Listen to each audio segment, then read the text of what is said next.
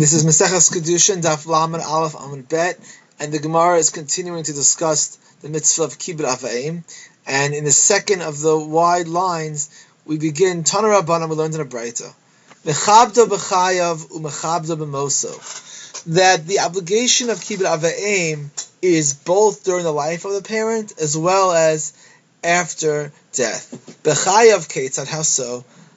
While the parent's alive, and nishma b'dvar aviv lamakom, that if you're in a place where they will listen out of respect to your father, lo yomar shalchuni b'shvil atzmi, don't say send me wherever you need to be going on account of my honor. Miharuni b'shvil atzmi, please hurry me up because of who I am. Patruni b'shvil atzmi, or exempt me because of myself. Don't use your own name as your reason for requesting compliance. Elakulu b'shvil abba, but it should be my father. My father is, who's my father?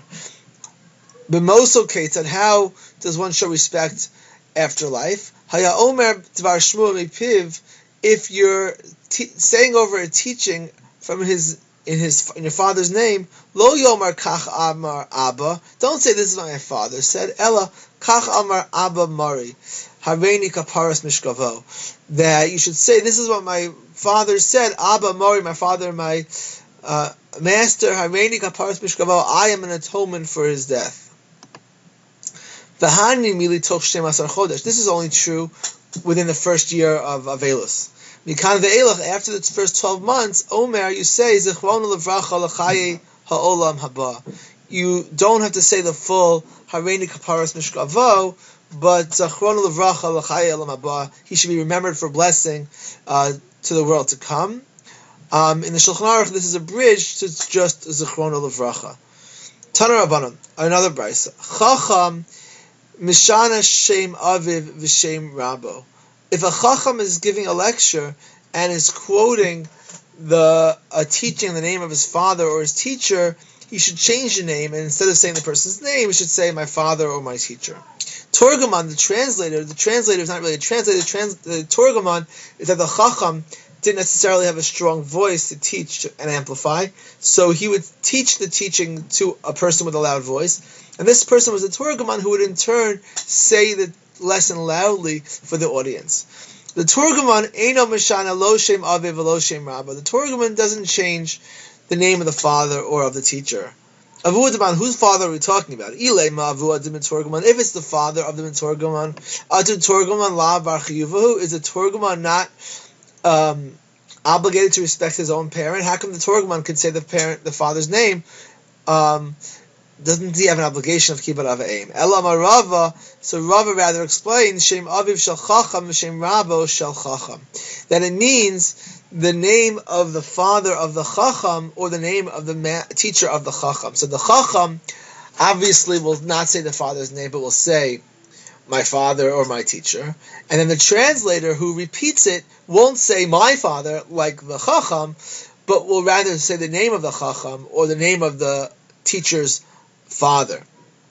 Ki hadamar bar Rav Ashi ki havidarish b'pirka, like Mar, the son of Rav Ashi, when he would teach teaching, Ihu Amar Abba Mari, he would say my father ve imori Amar Hachi Amar Rav Ashi, and then the translator, the Torgamon, would say this is what Rav Ashi said. So the translator can't just repeat the teaching, but has to actually pay attention and say the person's name and not just repeat word after word. Tana Rabbanan, we have another brisa. Ezehu mora ve'ezehu kavod. What is fear that a person is obligated to, the awe that one has to give his parent? Ve'ezehu kibud, and what is honor? Mora means lo ome b'makomo, don't stay in his particular place, don't stand where he normally stands. Lo yoshev b'makomo, don't sit in a seat designated for him. V'lo soser devarav, you shouldn't contradict him. V'lo machrio, and don't sort of say if he's right or wrong. Even if he's right, who are you to say he's right? Kibud, respect. Machil, give him food. Mashke, drink. Malbish, if necessary, help them get dressed, and cover him if necessary. Machlis and motzi, bring him in, bring him out, take him where he needs to go. Take care of the needs as they are of the parents. Ibarilahu, the Gemara has a question. Mishel, me. Whose money is needed to be used for this mitzvah of kibud vaem? Is the child responsible to spend the money, or is it only to do the actions but at the expense of the parents? Rav Yehuda Omer, mishel ben. He says it's the child's expense. Rav Nasan bar Oshia Amar mishel av. It's the father's expense. Orulei Rabbanan Rav Yirmiyah. The Chachamim taught Rav Yirmiyah, Bi'amri la lebrei de Rav Yirmiyah, or to his son of Rav Yirmiyah, command to Amar mishel av, ruling that it's the father's money that needs to be used. May say a question from a brisa. How could you say it's mishel av? We learned that from the pasuk that you respect your parents, and you respect Hashem with your possessions. And these two psukim were equated earlier. If we respect God with our own expense, because mehonecha from your expense, obviously, so too in the comparison, the respect for a parent should be at the child's expense.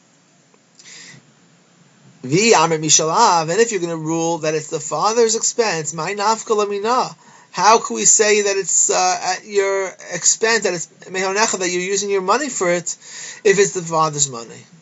So the Gemara responds, L'bitul malacha, that no, even though we rule mishel av, there's still a financial sacrifice and expense to the child, because the child has to lose time from work. That's certainly not covered. The only thing that the father has to pay for is the actual expenses of the respect, the food that was bought for him, etc. Tashma, we learned in a Braita, Beis achim shnei shutzim. If you have two brothers or two partners, ha'avu b'no, and they are a father and a child, or a father and a child, v'harav v'talmido, or a teacher and a student. All these relationships, they can redeem maaser sheni. Maaser sheni needs to be redeemed by purchasing it by another person. So these are all people who are considered to be financially independent of each other, despite their relationship. And they can give each other their maaser ani. Maaser ani is a tax that's needed to be given to the charity. So a person can give charity to his brother or his partner or his father if the person is poor. And if you say that a child has to take care of his parents at his own expense, how could you use maaser ani for it? If a child, you're doing two mitzvahs with the same money, that's not appropriate. If a person has a responsibility to give a certain amount of money to tzedakah and has a responsibility of kibud vaem, how could you do one at the expense of the other? And then the aniyim lose out. No, it's only necessary for hadafa. Hadafa is excess, meaning the basic obligation of kibud vaem has to be fulfilled with your own money. But if you want to give additional monies, then you can use the tzedakah money for that. Ihachi Hainu did the Katani Allah Amar of Yehuda Tava Meira Lemisha Machas Aviv Maaser Ani. How come it says that Tava Meira, that you should be cursed if you feed your father Maaser Ani? Ila Hadafa, if you're talking about Hadafa, meaning the conclusion was, even though you can use Maaser Ani, it's really inappropriate. But if you're using it only for the extra additional gifts, so then why is it something that should be cursed? My nafkamina. What's wrong with it? Even so, it's not appropriate and it's shameful to use tzedakah money for your parents. And even if it's beyond the basic obligation, it should be fulfilled through not tzedakah designated money. Tashma, we have another proof from a Braita to this question. We asked how far you have to go with the mitzvah of kibud vaem. Amar lam, and he responded, that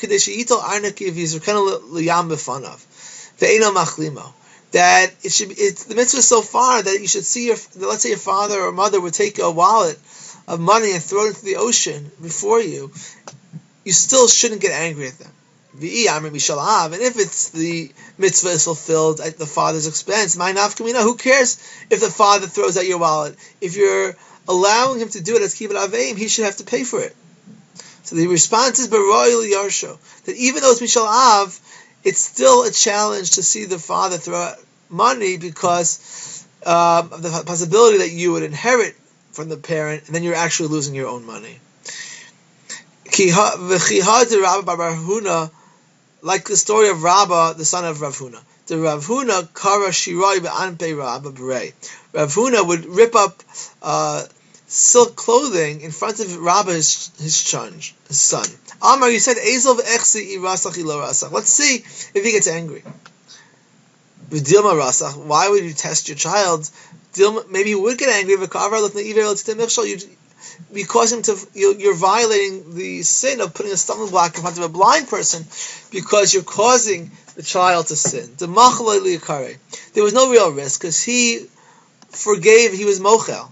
He said, "I'm not makbid if the child will get angry." So it's just a test, but there's nothing actually at stake. But isn't it bal tashchit? You're wasting and destroying something perfectly usable, which is a violation of the Isur and the Torah of wasting.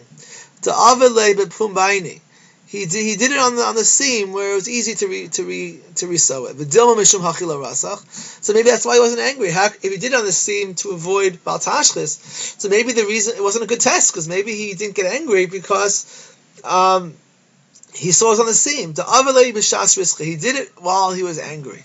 In a moment when he saw the son was very angry about something else, he did this test, in which case he knew that it was challenging to avoid being angry, even though it was on the seam. And this is the conclusion of how far kibud vaem goes, and also the fact that the question of whether it's the parent's expense or the child's expense, and the Gemara upholds the position in the end that it is possible, at least mishel av, or probable that we paskin that it's the parent's expense